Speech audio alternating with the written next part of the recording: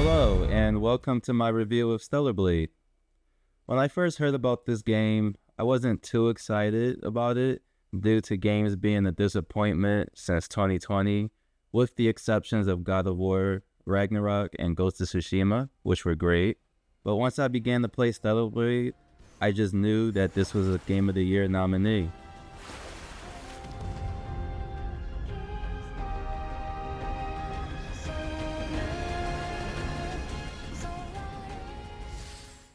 Stellar Blade presents several positive aspects, which includes the compelling narrative, engaging gameplay, and particularly the noteworthy character outfits, which I love. The storyline follows Eve, who is a humanoid robot in a post-apocalyptic world which has been overrun by the monstrous figures known as the Naytibas. Eve's mission is to eradicate all Naytibas by eliminating the Alpha Naytiba, which is the source of Naytiba's existence. The narrative is well crafted for the most part, particularly in its development of Eve's characters, especially during the side missions, to my surprise. In the beginning, Eve is a very serious character who only focuses on her mission. However, a few hours into the game, with her newfound allies, she encounters the town of Zion, which serves as a refugee for the remaining human population. While the townspeople primarily function as in-game merchants, they can also at times contribute to the story to some extent. However, their interactions are often limited to static conversations and fetch quests, which includes fishing, collecting scraps, and finding missing people. At first, the townspeople seem kind of boring or one-dimensional, but I think this was done intentionally and it actually works out well in the end. In the beginning, almost everyone in Zion is stressed or on edge because of the Naytibas, but as Eve finishes each side quest and helps everyone with their problems throughout the game, she helps them see things differently and builds relationships with them, some which are more meaningful than others, of course. These relationships with the side characters in Zion also help Eve develop more of a personality than she had at the start of the game, and this makes her feel more human. With that being said, although the story is pretty good for what it has to work with, unfortunately, the story gets outshined by its amazing gameplay. Or should I say, stellar gameplay. Gameplay-wise, this game is really amazing. It feels like Devil May Cry and Elden Ring combined into one game. Devil May Cry during fights with groups of normal enemies, and Elden Ring with its boss fights. You have your standard attacks such as light and heavy attacks. There's also a stamina bar, but thankfully it's only for parrying attacks and not for sprinting. On the right side you have your beta abilities, which serve as special attacks that you do by holding L1 and pressing square, X, triangle, or circle, which you can upgrade by using special points in the skill tree along with the other main attacks.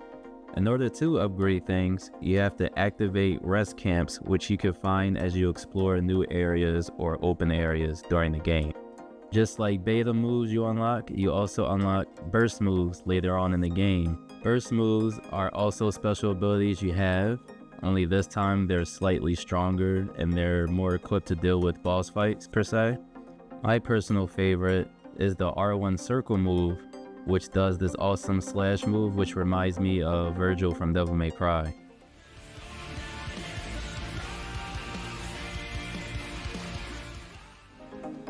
The combat really challenged me to fight enemies more strategically with parries and color-coded dodges that counter enemy attacks in different ways rather than just hacking and slashing. There are even bosses that made me change my entire gear loadout and rethink my approach, mostly in a good way 9 times out of 10.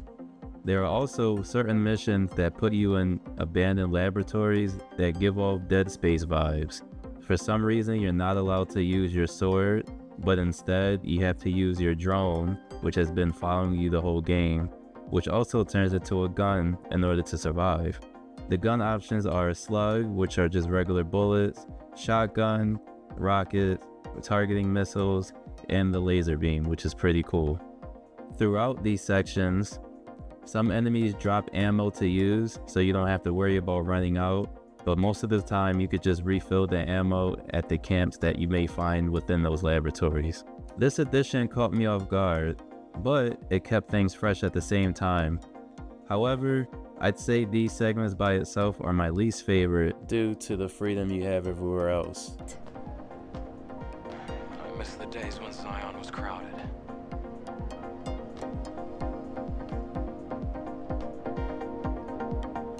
For the environments, I really like how they mix free roam and linear paths in each area you explore.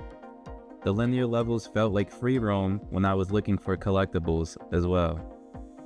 I tried to look everywhere I could before moving on, making sure I could get every nook and cranny of each environment so I wouldn't miss anything. I was really determined to get as many collectibles as possible, which made the game longer, but I think it was worth it. Speaking of collectibles, I thought the outfits were the best part of this game, hands down. You unlock them by finding certain boxes while exploring different maps or areas, or you can also unlock them by completing side quests from the people of Zion. Some of my favorites are the Black Wave, Holiday Rabbit, Daily Force, Fluffy Bear, Black Full Dress, and the honorable mention, the Black Pearl outfit, which you can get after collecting all 49 soda cans around every area that's explorable in the game. To be honest though, the extra outfits were the main reason I made sure to explore every area in this game very carefully. I was excited to see what new design I will find next, and gladly they didn't let me down. With all the good things in this game, I'd be lying if I said there were no negatives. Fortunately, these negatives don't ruin the experience too much. The main thing that could have been better was the platforming. There are sections in the game where you have to jump onto something, but Eve will either jump too far or jump too short without much player control, or the input for her to grab a ledge while climbing fails at times, making things feel a bit clunky. The next thing is small, but there should have been more hairstyles to unlock, or at least 10 more hairstyles than we got. I found some of the hairstyles to be very similar to other hairstyles, or very similar to the default one you have at the beginning of the game. Either that, or they just cover Eve's face weirdly, or they don't match other outfits good. The ability to change hairstyles instantly from the pause menu, like you can with your outfits, would have been a nice addition to have, instead of having to travel all the way back to Gwen's hairstylist shop just to change your hair color. But that's about it for the negatives. As I've said before, the things that need improvement don't ruin the gaming experience too much. In the end, after playing Stellar Blade, I gotta say, it's a solid 9 out of 10 for me. You should definitely check it out if you haven't already. It takes some cool ideas from other past games and puts its own spin on them. In the sea of live service games and unfinished releases these past few years, this one, for certain, is a breath of fresh air. I'd even go as far to say that it's a contender for Game of the Year. If not, it is Game of the Year. That's about it with my Stellar Blade review. Let me know what you think in the comments about this game, and I'll catch you guys in the next video. Thanks for watching.